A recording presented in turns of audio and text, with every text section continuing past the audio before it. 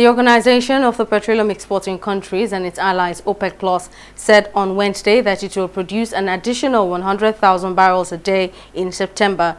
The decision is coming despite President Joe Biden's trip to Saudi Arabia last month to persuade OPEC's leader to pump more to help rein in prices boosted by rebounding demand and Moscow's invasion of Ukraine. But what does an increased output of 1.830 million barrels per day mean for Nigeria, having suffered setbacks in the crude oil production? Our correspondent Folashade Ogurinde tells us more in this report.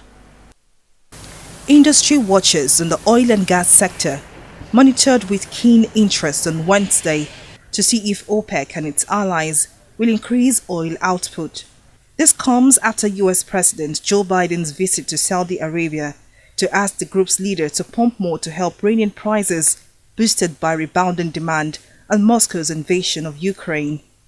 While the decision to produce an additional 100,000 barrels per day in September is one of the smallest since OPEC quota was introduced in 1982, the ability of Nigeria to meet up with its production target of 1.830 million barrels per day in September worries industry experts.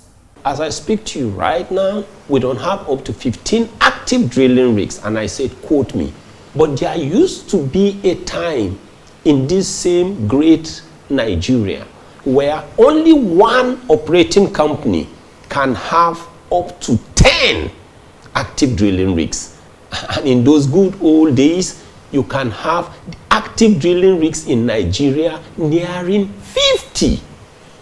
And in those days, Nigeria was literally begging OPEC to allocate more quotas for her so that she could boost production, sell, and generate good money. Because as all of us know, crude oil and gas are international commodities.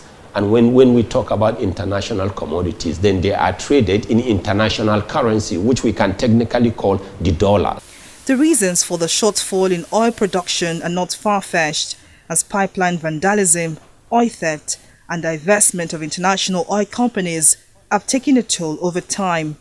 Crude oil theft is dangerous. I mean, you're talking about economic marauders here. You're talking about economic vampires. You're talking about people who are suffering from moral insolvency and moral bankruptcy.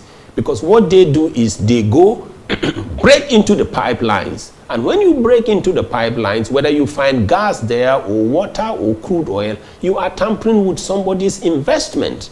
And some of these investors, as we talk, whether they are local investors or international investors, I mean, they got the capital or the funds from somewhere. And sometimes they get the funds from either shareholders or creditors. For industry experts, the future of Nigeria's oil and gas sector depends heavily on the nation's ability to take advantage of opportunities as Europe looks to Africa for energy. Folashade Ogurinde, TV 360 News.